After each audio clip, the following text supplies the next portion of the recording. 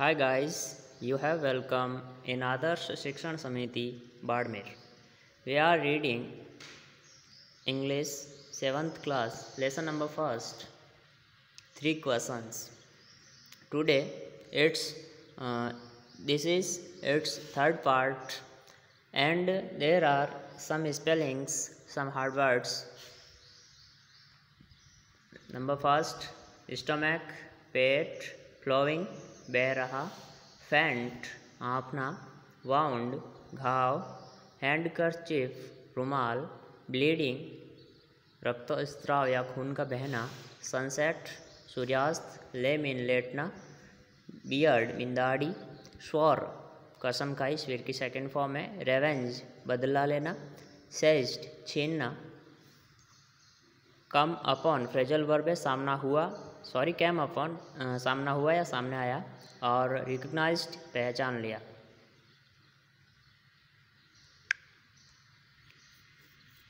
This is it's third part of this video lecture. अब हम यहाँ से पढ़ना स्टार्ट करेंगे। इससे पहले हमने पढ़ा कि राजा जो था वो सन्यासी के पास में जाता है और वो सन्यासी से अपने प्रश्नों के उत्तर जानने की कोशिश करता है। The king turn round and saw a beard man running towards them. राजा मुड़ा और मुड़ करके देखा और saw a beard man running towards them, और उनकी तरफ एक दाढ़ी वाले व्यक्ति को उन्होंने दौड़ते हुए आते हुए देखा। His hands were pressed against his stomach. Stomach mean पेट, उसके जो हाथ थे वर प्रेस्ड मीन दबाया हुआ था, यानी कि हाथों से अपने पेट को दबाया हुआ था। फ्रॉम विच यानी जिससे, अर्थात विच यहाँ पे पेट के लिए आया है। From which blood was flowing, यानी कि जहाँ से जो खून है वो बह रहा था।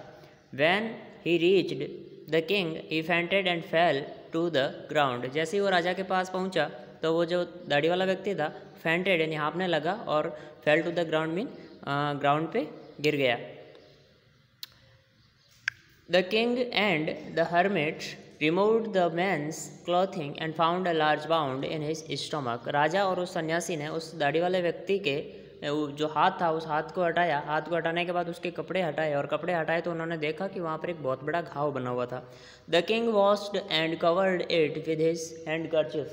राजा ने उसको धोया और covered it with his handkerchief, अपने रुमाल से उसको ढका। But the blood would not stop flowing, लेकिन जो खून था वो बहना बंद नहीं हुआ। The king redressed the wound until at last the bleeding stopped. नहीं कि राजा ने, ड्रेस का मतलब कपड़े पहनाना है, यहाँ पे ड्रेस का मतलब उसको ढकना, उसको पहुँचना। राजा ने तब तक उसको कपड़े से ढक के रखा जब तक कि वो जो खून था वो बहना बंद नहीं हो गया। The man felt better and asked for something to drink. उस व्यक्ति ने अच्छा फील किया यानी कि थोड़ा आराम महसूस किया और उसके बाद में asked for something to drink, और उसने कुछ पीने के लिए मांगा, अर्थात पानी मांगा। The king brought fresh water and gave it to him. Raja fresh water ताज़ा पानी लेकर के आया और उसको दिया। him यहाँ पे उस दाढ़ी वाले व्यक्ति के लिए आया जिसके पेट में घाव था। By this time यानी कि उस समय से by this time यानी कि उस समय तक the sun had set and the air was cool, यानी कि उस समय तक जो सूर्यास्त हो चुका था और हवा जो ठंडी चल रही थी। The king with the hermit's help carried the wounded man into the hut, यानी कि राजा उस सन्यासी की सहायता से carried मीन ले गए, wounded man का मतलब घाव वाले व्यक्ति को into the hut इन झोंपड़ी के अंदर, and laid him on the bed, laid का मतलब लेटा दिया, on the bed मीन बिस्तर पे, अर्थात उसको वहाँ पे सुला दिया। The man closed his eyes and lay quiet. Man यानी उस व्यक्ति ने अपनी आंखें बंद की और शांति से सो गया। The king Raja tired by his walk and the work he had done, यानी कि राजा अपने जो पैदल चल कर के आया था उसकी वजह से और जो उसने पूरे दिन काम किया था इसकी वजह से वो थक गया था।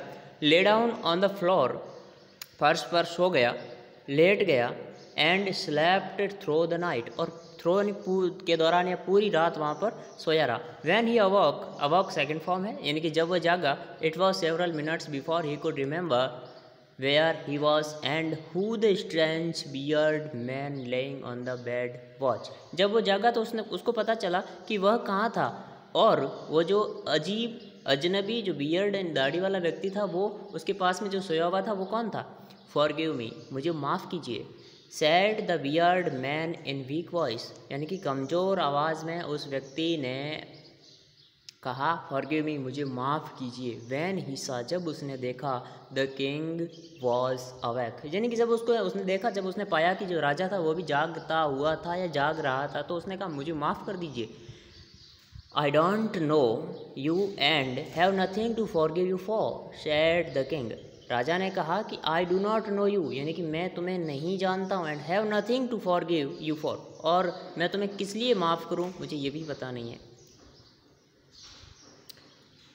अब यहाँ तक पढ़ने के बाद में हम कुछ प्रश्नों की तरफ देखते हैं जो कि होमवर्क में आपको करने हैं। होमवर्क में ये प्रश्न भी करने हैं, और जो स्पेलिंग्स मैंने पार्ट के स्टार्टिंग में, वीडियो के स्टार्ट में जो आपको प्रोवाइड करवाई थी, उनको भी कॉपी में करना है। होमवर्क में 2 सवाल मैंने दिए हैं, जिन दोनों के आंसर्स इसमें लिखे हुए हैं।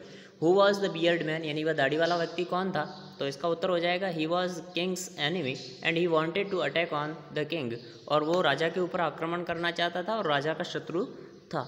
दूसरा सवाल है write any 5 singular noun and make them plural, इसका उत्तर मैंने यहाँ नहीं दिया है। इसका जो लेक्चर है वो पहले वीडियो में मैं आपको दे चुका हूँ, नाउन वाले टॉपिक में आपको मिल जाएंगे कि कोई भी एक वचन यानी कि सिंगुलर जो नाउन है, संज्ञा है, उनका नाम लिखना है और उनको प्लूरल बनाना है।